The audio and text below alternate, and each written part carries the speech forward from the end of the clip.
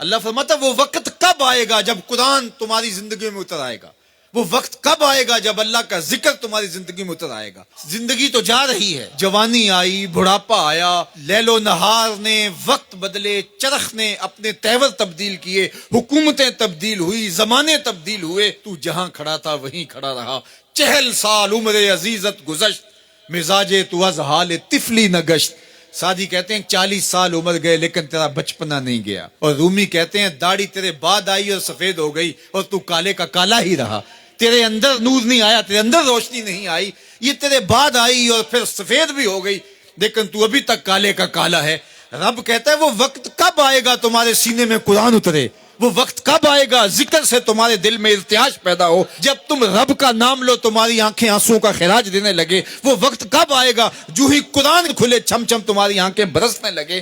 الم یعنی للذین آمنوا، وہ وقت کب آئے گا اہل ایمان کے لیے، ان تخشع قلوبہم لذکر اللہ وما نزل من الحق۔ اللہ اکبر، اللہ ہمیں وہ آج دن نصیب کر دے کہ قرآن سے یوں جڑ جائیں کہ قرآن کو پڑھیں، قرآن کے حرفوں سے نور پھوٹتا ہوا، درد پھوٹتا ہوا ہماری روحوں میں اترنے لگے، ہمارے قلوب میں اترنے لگے اور ہماری آنکھیں آنسوں کا خراج دینے لگے۔ اب میں اور آپ دیکھیں ہماری زندگی قرآن کے ساتھ، اللہ کے ذکر کے ساتھ، اس کی یاد کے ساتھ کہاں تک جڑی ہوئی ہے۔ ہماری زندگی میں کہے کتنے ہیں، تفکرات کتنے ہیں، ہماری زندگی میں ٹھٹھے اور مذاق کتنے ہیں، اور عبرت حاصل کرنے کے مواقع ہماری زندگی کے اندر کتنے ہیں۔ پھر ارشاد فرمایا اعلموا، جان لو، انما الحیات الدنیا لعب و لہو و زینت و تفاخر بینکم، یہ دنیا ہے کیا جس کے پیچھے تم نے سب کچھ برباد کر دیا۔ سب سے قیمتی اثاثہ تو دل تھا، اس دل کو بھی دنیا کے لیے وار دیا۔ یہ دل تو رب نے اپنے لیے بنایا تھا۔ اے دل حجرہ رب سچے دا، یہ اس سچے رب کا حجرہ تھا۔ قلوب المومن عرش اللہ، مومن کا دل تو اللہ کا عرش تھا، لیکن اس عرش پہ بھی غیروں کو بٹھا لیا تو نے۔ جو تخت اس کا تھا، جس تخت پہ اس کی تجلیات کا نزول جلال ہونا تھا، اس دل پہ درہم و دینار اور ڈالر اور پاؤنڈ اس دل کے اوپر بٹھا لیے، یہ دل کے اوپر بٹھا لیے۔ یہ دل تو حجرہ رب سچے کا تھا، تو نے اس دل کو بھی اجاڑ دیا۔ تو یہ دنیا جس کے لیے تو نے سب کچھ کیا ہے کیا؟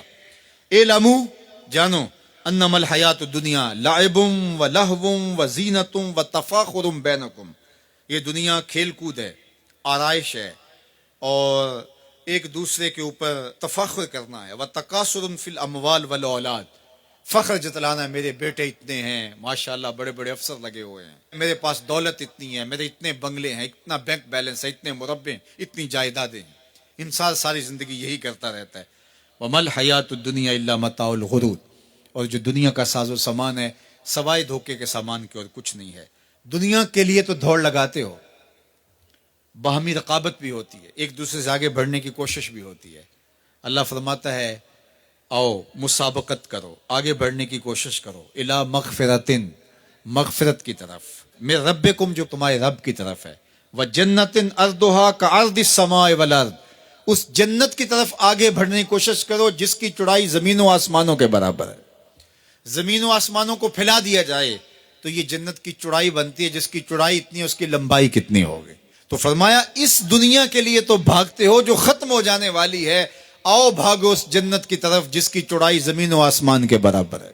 اعدت للذین آمنوا باللہ ورسولہ، یہ اہل ایمان کے لیے تیار کی جا چکی، وہ موتیوں کا محل، وہ یاقوت کا محل، وہ زبرجد کا محل، وہ خالص مشک کا محل جو تمہارے لیے بنایا ہوا ہے، تم نے جانا ہے، اور تمہیں دروازہ کھولنے کی بھی ضرورت نہیں ہے۔ منتظر دربان کھڑے ہیں جو تمہارے لیے دروازہ کھول کے تمہیں مرحبا کہیں گے اور سلامتی تمہارے اوپر پیش کریں گے۔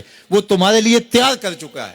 اصل تو زندگی وہ زندگی ہے، لیکن تم کس دنیا کے پیچھے بھاگ رہے ہو؟